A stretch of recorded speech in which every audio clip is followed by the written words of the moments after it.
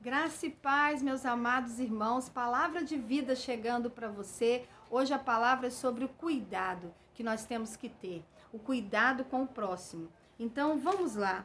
O primeiro versículo que eu quero compartilhar com você é Marcos 3, de 13 a 15, que diz assim: E subiu ao monte e chamou para si, ouve isso, chamou para si, Jesus dizendo, os que ele quis e vieram a ele.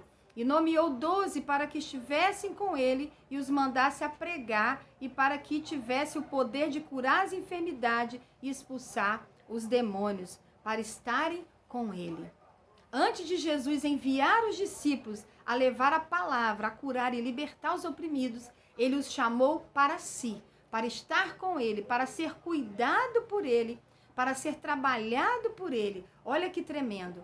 Jesus, antes de enviar, ele cuidava, ele trazia para si, para estar com ele, para aprender lições com ele. E esse cuidado, ele nos ensina algumas coisas importantes para nós praticarmos. Por exemplo, Mateus 12, 25, olha o que ele diz. Em Mateus 12, 25, Jesus diz assim: Jesus, porém, conhecendo seus pensamentos, disse-lhes: todo reino dividido contra si mesmo é devastado ou destruído, e toda cidade ou casa dividida contra si mesma não subsistirá. Quando Jesus ensina isso, ele diz que o cuidado deve ser feito com muita união, com muita comunhão. Se você está disposto a cuidar da sua família, a cuidar da sua igreja, seu ministério, a cuidar de uma célula, de um povo, você precisa estar pronto a ter comunhão. Você não pode ter competição ou divisão. Nesse contexto de Mateus 12, Jesus tinha acabado de expulsar demônio de um cego, né? Uma pessoa cego e mudo, e ele foi liberto. E os fariseus presentes, que eram um grupo judaico ortodoxo, eles disseram assim: lá, ele está expulsando demônio em nome de demônios. E Jesus falou: não, porque o inferno é unido para destruir. Eu não posso expulsar o mal em nome do mal. Se você ler o versículo 28, Jesus diz: eu estou expulsando o mal, né? Porque eu estou ligado, unido ao Espírito Santo de Deus. Quando eu estou unido ao Espírito Santo de Deus, o reino de Deus chega, se estabelece. Amém? Glória a Deus. Então, se você vive em unidade, o reino de Deus se estabelece na tua casa, na tua igreja, na tua cidade, no teu país. Você precisa ter união com o Espírito Santo e união com o próximo. É na unidade que o reino de Deus se estabelece. Essa é uma lição que Jesus nos ensina. Então, nós aprendemos que o cuidado de Deus, primeiro, é ter um relacionamento íntimo com Jesus. Deixar Jesus cuidar de você, para depois você cuidar dos outros. Porque se você não tem um relacionamento íntimo com Jesus, um cuidado de Jesus com você, como você vai cuidar de outros? E a segunda coisa é, o cuidado divino que eu tenho que ter com o outro é sem competição, porque nós não estamos em tempo de competição, nós estamos num tempo de amor, de unidade. É só na unidade que nós vamos alcançar a bênção, porque dividido nós estamos vulneráveis a ser destruído, pois o inferno está unido para destruir. Veja bem, o Senhor falou ao meu coração que eu posso e devo orar. Escute bem o que eu vou te dizer. Eu posso e devo orar. Você pode e deve orar. Você pode, eu posso jejuar. Eu posso jejuar e devo jejuar. Eu posso ler a Bíblia, adorar o Senhor, louvar. Eu posso e devo. Mas se eu não tiver união, unidade com o corpo de Cristo, irmãos, tudo que eu fizer vai ser destruído, porque o reino dividido não subsiste. E Deus falou ao meu coração. Por quê? Por que o inimigo, o inferno, consegue destruir um casamento? Consegue destruir um ministério, uma igreja, porque eles estão unidos no propósito de destruir.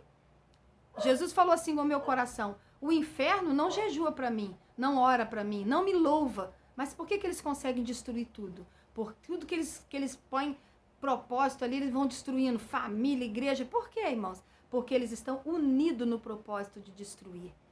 Eu e você precisamos estar unidos como cristão, como servos de Deus, unidos com Cristo, com o Espírito Santo, para o reino de Deus se estabelecer e o mal não ter poder de destruir o nosso casamento, de destruir a nossa vida.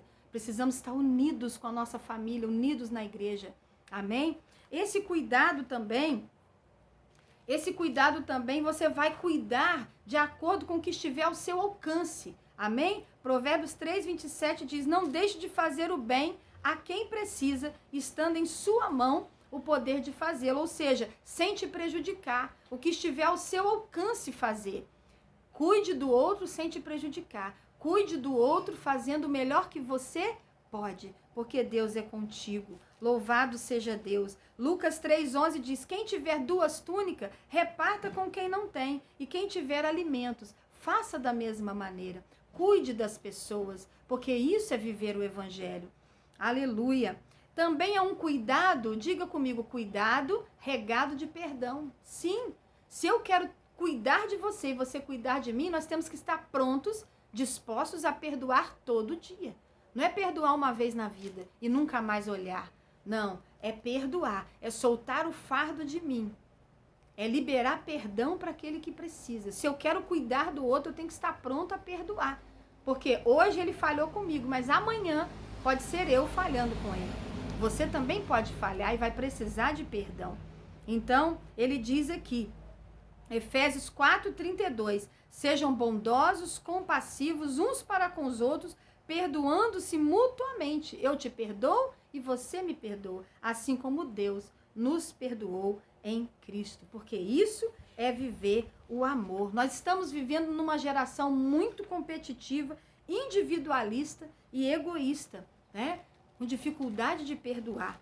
Mas com a graça de Deus você vai dizer: eu quero cuidar dos meus, eu quero cuidar da minha igreja, do meu povo, eu quero cuidar dos meus e eu quero cuidar com amor.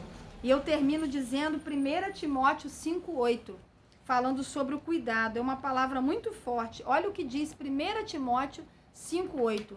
Mas se alguém não tem cuidado dos seus, e principalmente dos da sua família,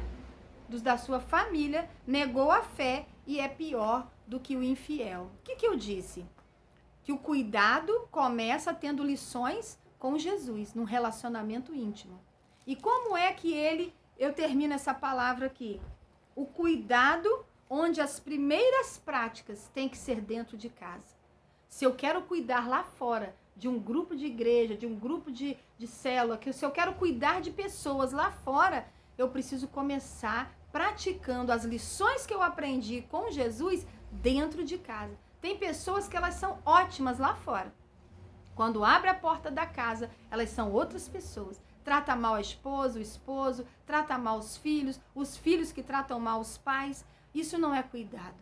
Isso não é amor. Isso não é demonstrar lições que aprendeu com Jesus. Então você precisa ficar mais com Jesus e menos com os homens. Aprender mais. Um dia eu estava tão irritada, né? Falando brava, e meu marido falou assim: você já orou hoje? Vai orar mais um pouquinho? E aí eu fui pro meu cantinho, dobrar o joelho, orar, e Deus falou comigo: filha, você está ficando muito com os homens e pouco comigo. Você está muito